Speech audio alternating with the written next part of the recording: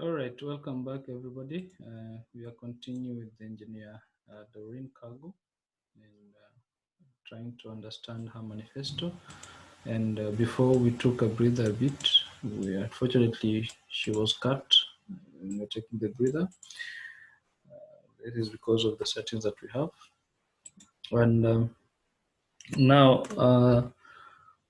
before she went for a breather, she was talking about how EBK is supposed to control practice of the profession in the country. So it is very important that we know that when you graduate from outside, there is a syllabus. You can inform the EBK in advance so that you get all information of your university before you leave.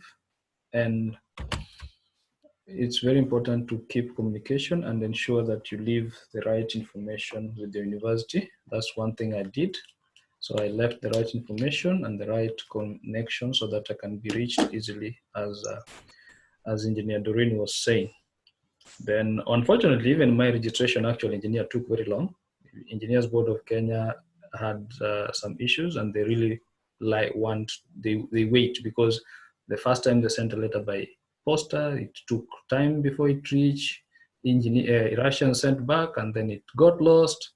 Then they sent it again until one day I just said, okay, I need the email, even if it's not official email of EBK. That time they still didn't have Engineers Board of Kenya direct working email.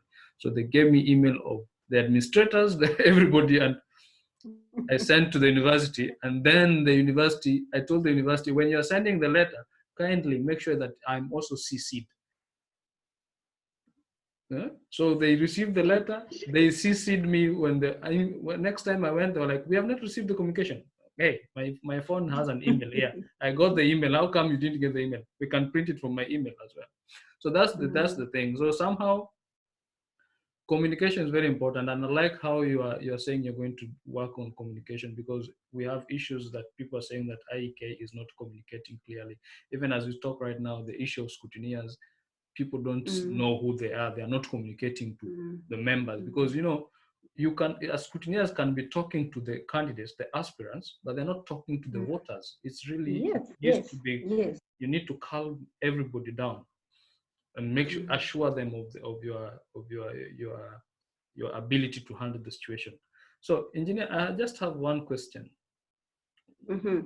Right now, in engineering, we are having new branches, and a good example is like now the project I was working on is messed up in the laboratory. It's because I'm doing an interdisciplinary project, and this interdisciplinary project, I am an electronics engineer by training. So, and we know very well, biomedical engineering is like you can say 50% of it is from electrical electronic side. So that's where I'm working at. Now, biomedical engineering in Kenya is not recognized by EBK still. We have petroleum. I know of somebody who graduated in 1990 from Russia with petroleum engineering, and this guy has not been recognized by Engineers Board of Kenya. Yet this guy is teaching, and he's being consulted by even the tallow oil. He's gone everywhere. And what is your take about this? Because if we don't have those professions recognized by Engineers Board of Kenya, then IEK will not have the panelist of specific areas for interviews or for trainings in other areas. That is one. Secondly, what is your take on the very expensive training and conferences at IEK? Why should Engineers Board of Kenya hold a meeting, or rather Engineers Society of Kenya, IEK, hold a meeting in an expensive hotel like Radisson? In expensive hotel like Radisson or Serena, yet majority of the members who can attend, the graduate engineers, are not even able to afford a cup of tea at Serena, just a cup of tea. So what is your take on the expensive conferences, and what is your take on the specialized areas of engineering that are coming up? Thank you very much, engineer, for those very good questions. And I would say there are issues to every engineer today in Kenya. Yes, it's true. I also have friends, even relatives, who cannot be registered by IBK because IBK does not recognize degrees. And let me say, I would view it from two perspectives. One, from the board's perspective, and from the country's as Kenya perspective. And maybe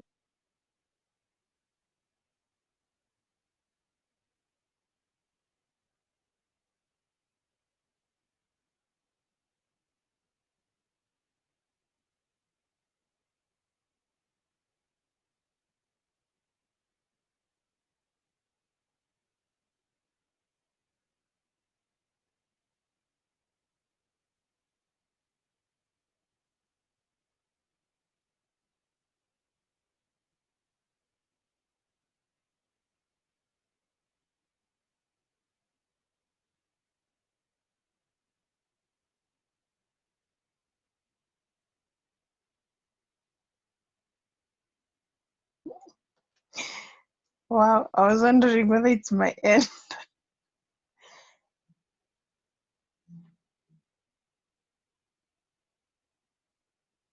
engineer, can you hear me, Engineer Dolo? Yes, now I can. It's Dana though. I can hear you. That.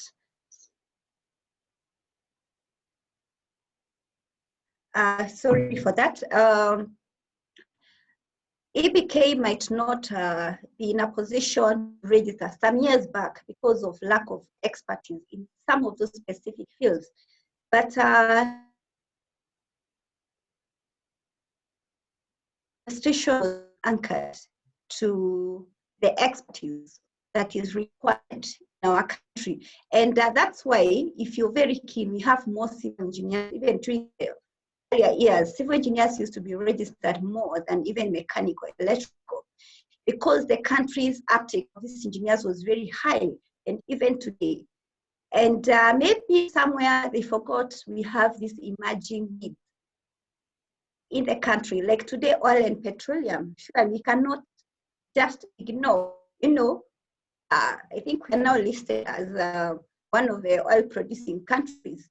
And we need to move fast with the emerging fields or these courses and recognize. If we do not have panel or the experts who can interview these people, we are in today's modern world, we are global. Let's look for them all over the world. We can have them not more often like we have for these other panels, maybe once or after 2 years or 3 years. Of course, based on the demand, if someone does the application, then we organize for and we are able to interview this. Then within a span of time, we are also building our own local knowledge and expertise. And these engineers that are registered will be used to register. The other engineers will be coming later. We need to have continuous evaluation in engineering field in Kenya, in South Africa, and in Africa at large. We cannot stick to the same engineering fields or things that we've been having because things are changing. Now we have telecommunications engineers. Are we thinking about them or we are just ignoring? I think the solution is not to ignore, is to see how we can accommodate them. If it's having the branch, this is things we need to start discussing. And I always say, a journey of 1,000 miles starts with one step moving forward. Let's have the conversation today because we cannot afford, we will lose a lot as an institution and as a country if we keep on ignoring these other engineers. I think Engineer Dolo have answered your question. The next question is on expensive training and conference facilities. Let me say I'm one of the victims. There are times I've wanted to attend some of these conferences, and I cannot, because it is so much for me. I'm sure for many other engineers. We need to come up with ways to reduce these costs. And in one of my manifesto, my action point, is to have affordable trainings. And I tried to explain some of the ways and adopt to reduce the cost of this.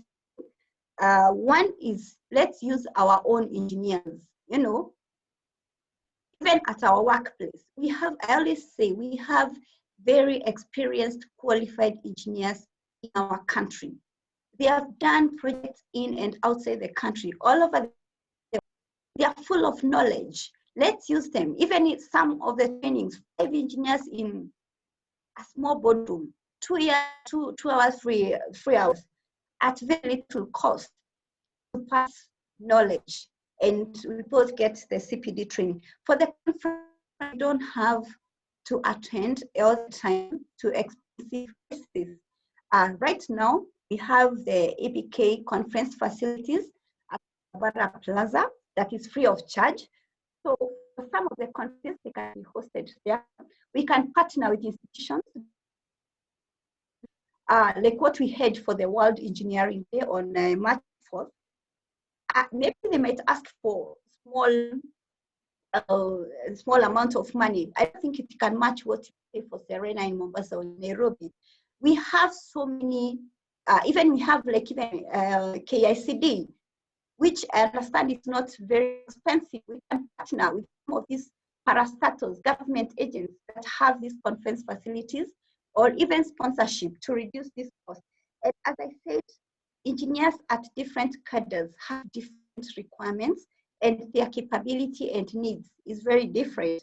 If I'm having, or I want to have a conference, or let's say the PIP seminar that most of us have gone, the one for preparing GEs to transition to corporate members, why do we have to go to Silver Spring and pay 8,000? If I have a long story which I cannot say here, how I attended my first PIP, but I thank you. Such trainings, I'm sure you can get affordable venues. We don't have to take 5-course meals for me to attend such a course. I don't have to go to a very expensive place. Let's think outside the box as an institution, as the council, to offer solutions. We as engineers, we are trained to offer solutions to available resources, not very expensive or that we cannot afford. It's not sustainable. Yeah, we are killing out so many people. We are making them frustrated. And it is our responsibility as a council member to encourage, to make all engineers at all cadres feel IEK is their home. That is where they belong. That is where when they have a problem, they feel it can be addressed. When they have an issue, that is where they know their welfare is addressed well and nowhere else. And as a council member, these are some of the things that I promise and I have passion to deliver to IEK and to the members. Thank you very much, Engineer Ndolo. And I can assure you that everybody has their fair share of how they first attended IEK PIP. I can tell you, and I'm not afraid of saying it, I sneaked in. I didn't pay. I sneaked in. I sneaked in. It's funny. Engineer, can you hear me?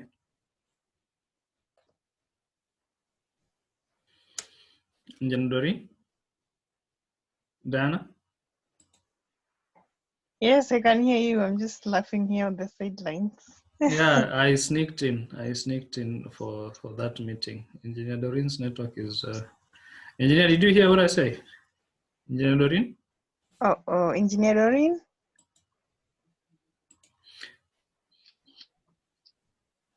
Yeah, I wanted to go to the one at the South Rift, the one they held last year.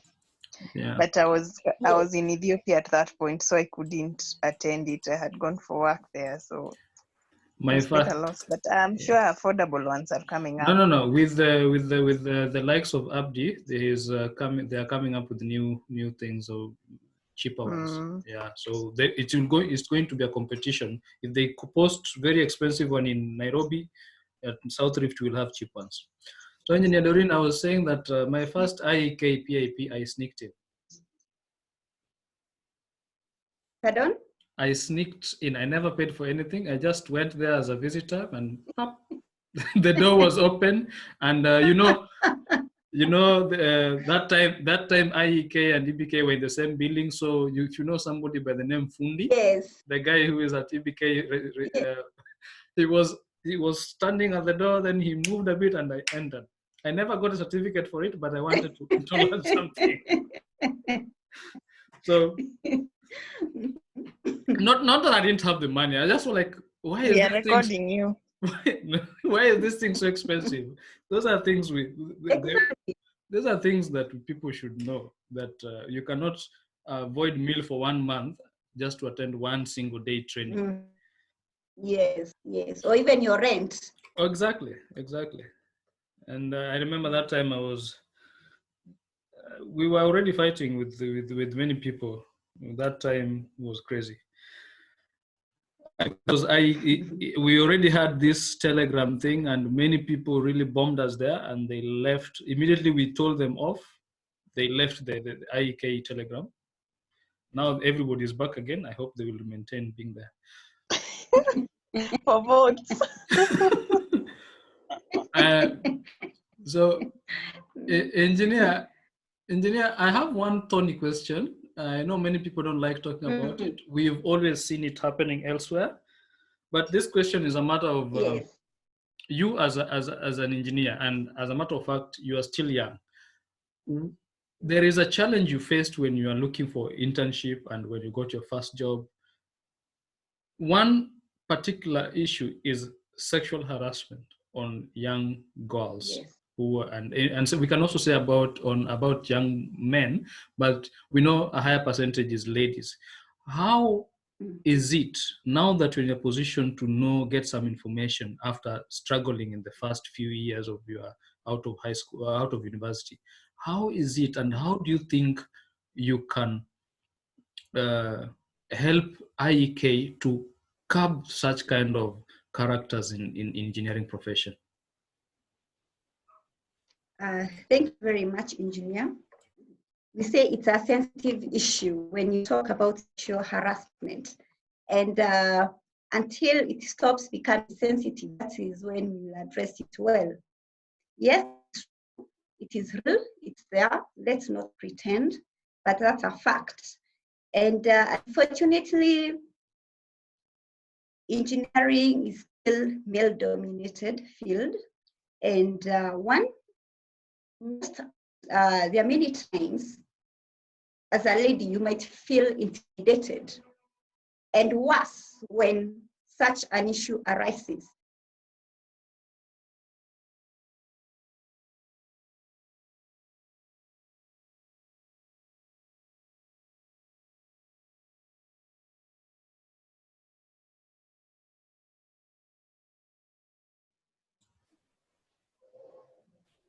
Hello. Hello.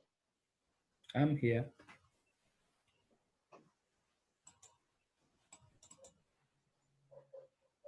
Uh-oh. I think engineer is having a bad day with her internet, but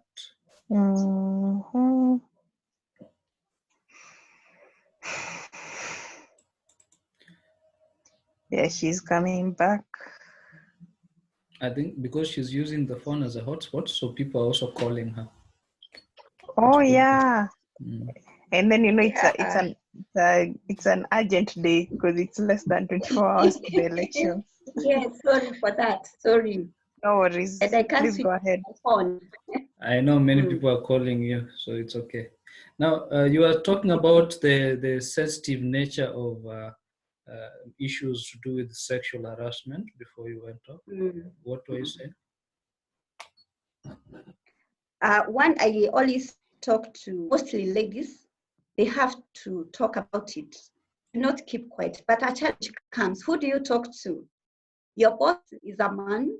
Your colleagues most likely are men. You're the only lady in the office or on site. Who do you talk to? And unfortunately, IEK has not come, it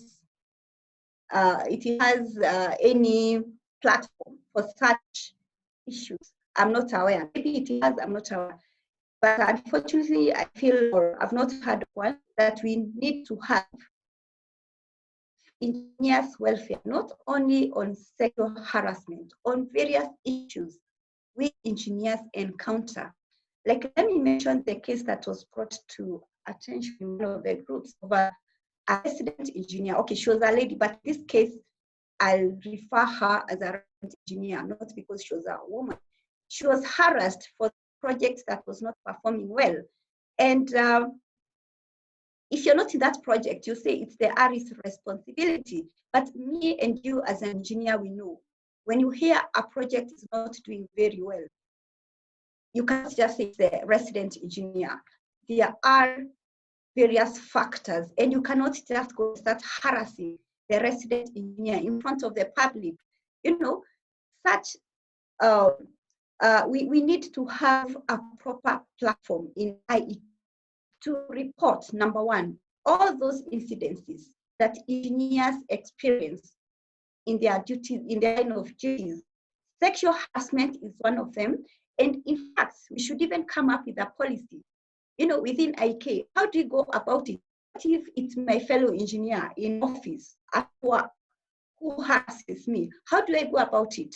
What is my boss? How do I go about it without risking me losing my job or still holding the same position I am holding? And we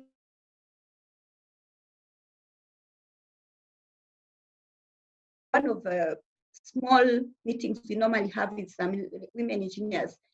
And one thing that came out, we need to appreciate our culture.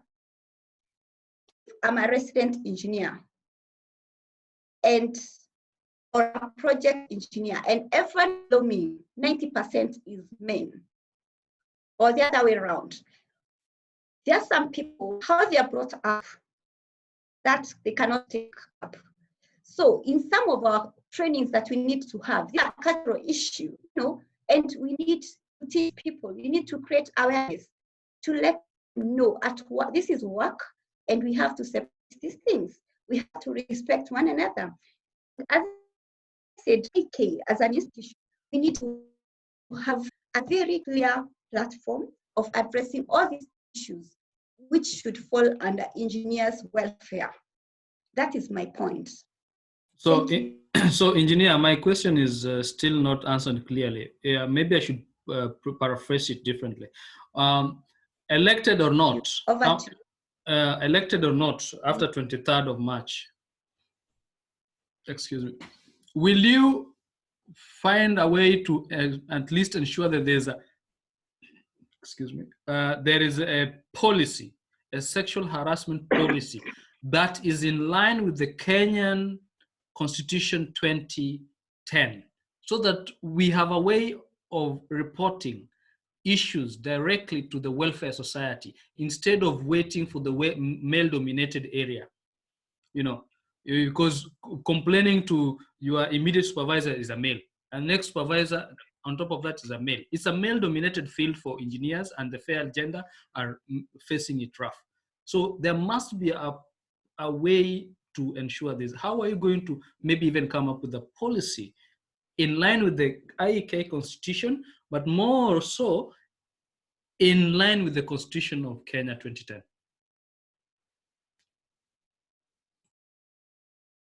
Very much, yeah, that's a good question. Before I talk about elections, let me inform you and those others who are listening that already we have a small group, which I happen to be a member. And actually, I would say one of the officials under YPF, Young Professional Forum, which is under ASEC. We have women engineers group, and that's one of the things we've been discussing on how can we bring this issue out. And it's not only a Kenyan thing. In fact, the chair of this person is Engineer Jessica from South Africa, and she has been coming here. That's one of the issues we have been discussing on how to go about it. And let me say, it's work in progress. So me being in IEK or not, it's still work in progress. And we are still discussing it. And as you have said, we require a policy on how to address this issue because it is real. Let's not pretend, it is real and it is affecting the performance of some engineers on site. In fact, there are some lady engineers, maybe even men, I don't know, but I know or I've heard of some lady engineers who have stopped working where they are working. They start looking for another job because they cannot cope with sexual harassment in their places of work. But as I say, we need a proper policy in place that is well thought on how to go about it in line with our constitution of Kenya. Thank you. Because I'm asking this because I'm a man and I've faced it, and I had to change supervisors at the university, and it was ugly. But now I can come out of it and talk about it. But I know there must be policy. You know, at the university you cannot. There is policy, but because I'm in the university and as a foreigner, nobody is ever believing an African. You know, they like. Yeah. I'm telling you as a fact. Even yesterday, I was traveling, and you know, normally in the street people ran away from us, but now it was me running away from them because of the corona thing. So it's something very funny, but it's a serious thing which needs to be looked in. And I believe Kenya has a potential of making everybody feel comfortable because the sexual harassment on young boys and girls is not something that should be tolerated. Now, I have a question on, if anybody had a question, just raise your hand and we'll give you a chance before we wind up. I have a question on how are you going to fight for the marginalized community? How are you going to they are all part of Kenya, especially let's say Turkana. I've been to Turkana, I've been to Elwak and other places at the border with Kenya and Somalia and Ethiopia. And somehow the people there feel that they don't belong in Kenya. So I believe that as a professional society, we should be able to do something to ensure them that they are within Kenya. And somebody might even live there as a student and study at Nairobi University, or even go to Kisumu, Maseno, or Jaramogi University, or Masinde Muliro, and feel that they're part of Kenya. Now, my question is this: how are you going to ensure visibility in the semi-arid Kenya, north especially, and north means from east, northwestern, going all the way to the eastern part of Kenya, that is all the way to Mandera, because it's important for us to build a profession that is recognized in the whole country. Also, engineers, you answer that. Also, could you please include it with persons with disabilities in terms of encouraging more engineers, like making the space inclusive, that if a person with disability can pursue engineering?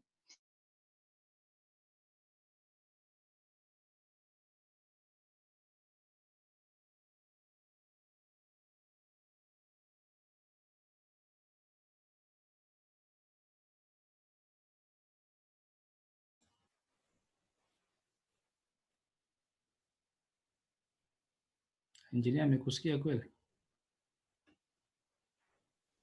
Engineer umesikia? The rest of the council will support me is us creating 1 or 2 positions, ordinary council members for graduate engineers. I also feel they are marginalized in our council. Number 2, we have those who are marginalized by the fact of their physical location, the ones Engineer Dolo talked about. And before we get to Turkana, we have engineers who are in the areas that are not recognized as marginalized, but they feel they are marginalized in IEK. For instance, an engineer working in Bungoma, an engineer working in Isiolo, an engineer working in Nyeri, do they feel as part of IEK? How do we make sure all these engineers feel or are visible, or IEK is visible to them?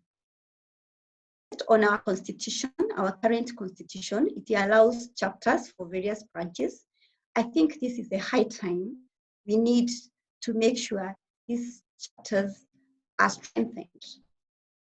Let us make sure all the chapters as outlined in the constitution are up and working.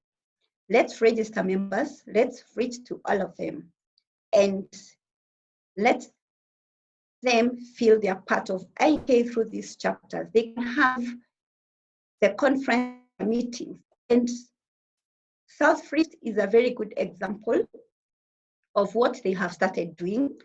Let's do this for all the regions in Kenya, and Turkana and the rest, let's see how we can have a chapter for them. This is one way of making sure they feel IEK. They feel IEK is visible to them. We have disabled people, we have disabled engineers. It's one of the things we need to push even in our constitution. Let's have a seat, a position for disabled people in our constitution, which is well outlined in our national constitution. And as a civil engineer, this is one area that I'm always concerned, and I will respond with respect to my work, highway engineer. Let me give you a very simple example on our designs. When we do a bus, do we cater for a disabled person? This person will cross the road just like me. This person will wait for a bus or matatu like me, will have to board a matatu like me and to disembark like me. Are the facilities in place? Are they facilitating this person to move, to enjoy the transportation facilities? These are things that we as engineers, it is time we need to start talking about it. In our constitution, we have, if it's not a policy, it's an act, I don't remember very well, on how to provide facilities for disabled people. But we are still not, we've not taken it up fully in our projects, in our designs. And as Diana said, even in our buildings, we still even have some buildings, 5 floors, 6 floors, without a lift, without a ramp, is a staircase, and no one cares. We have footbridges, some of them without ramps, and we know disabled people are part of us. They are Kenyans like us. They are equal citizens like us. And mentioning this, I think it is one thing, IEK, that as IEK, we need even to create awareness. We need to be the first people to advocate such things, which are even in our constitution. You know, we should be the link between the government and the public, because we understand more what it means, what is required to be done to these people. Again, I go back to the transportation. Look even at our buses, where we have our mechanical engineers. They have a say when the buses are being done in the auto industry in terms of the specifications, because disabled people require special facilities. We don't have to change the whole design of a bus. We've seen in developed countries how they have tried to modify public transport to cater for these disabled people. But why are we not doing it in our Kenya? And this is where we need to raise our voice in Kenya, in our government. We need to advocate for all, to stand up and say, these things should be done. And how will we be listened? It is us being visible. It is us coming up and talking. It's us coming up and letting people know why we need to do this. Because it is us who understand. It is us who create all these things. But if we just keep quiet, we let non-engineers, we let non-technical people to make decisions. We'll end up with the confusions that we have today.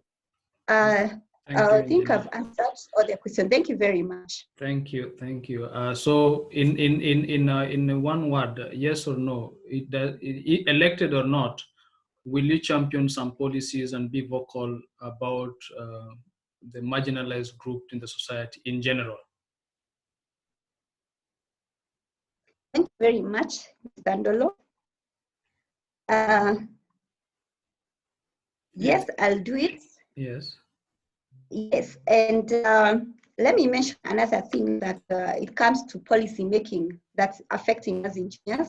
Of late, or it has been there, you've heard of various acts that are now in place, and we are all complaining because we did not have our input. And I would like to mention in Kura, in my department, we've already created a small committee where I'm a member, where anytime an act is being amended and we know it is directly affecting us, we give our input. So for me, I'm passionate to ensure engineers' voice is heard, not only not only me being a member of or a council of IEK, even at my workplace where I work as an engineer, I have a responsibility to ensure engineers' voice is heard, and not only for the good of engineers, actually for our country. That's the only way we can move forward. So, with one yes, I will continue advocating for such policy. Thank you for that, and I hope you can also chip in about the JBC. What is this? JBCS, whatever. The new one that has put an architect on top of engineers, and IEK was not involved as a member in that policy making. So, with no much ado, engineer, I would like us to, because we've had a session. I can't see whether Diana is on. We are. Anyway, engineer, we have had a wonderful conversation, and I know many people have been listening and watching Yes, you. I'm here following. I've been listening and watching you. So unless we have no other question, Diana, we can allow engineer to give us a pitch on why we should vote for her. Yes, please, engineer, please give us a pitch on, or rather a parting shot on why engineer Doreen KIRIMA. Thank you very much, Diana and Dolo. And with very few words, I'll request all the engineers kindly vote for me, Engineer Doreen KIRIMA, as ordinary council member tomorrow on 23rd March 2020 from 6 a.m. to 6 p.m. Vote Doreen KIRIMA as your ordinary council member. In few words, I am committed and have passion to serve IEK and engineers at large. Thank you very much. Thank you, Engineer Doreen. I wish you the very best. You have a very good vision, as even my friend Boris said. Thank you for your time. Thank you to everyone who joined us today. Let's all come out tomorrow and vote. Vote for Engineer Doreen. Vote for any visionary contestant you think that may fit for IEK. But the rule is ensure that you vote. Don't let your vote get wasted. So we have been your hosts, Engineer Ndolo and I, Diana Waidanji. Yes, and I pass it to Engineer Ndolo.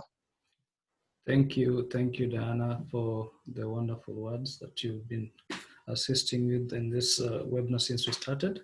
And Engineer Doreen, I am a champion for female, and my family. My mom, there were 18 and only 4 boys out of those. So I'm a champion. I've been raised in girls community. I remember knowing how to cook when I was very young. So I've learned a lot from women, and I really, really hope that this election at IEK will give us more women in power, because only a mother will know the pain somebody go through and the pain of being unmarginalized. and the pain of being outside. Otherwise, I thank you. I wish you all. Thank you. Bye-bye. Bye. Thank you very much. Bye. Thank you.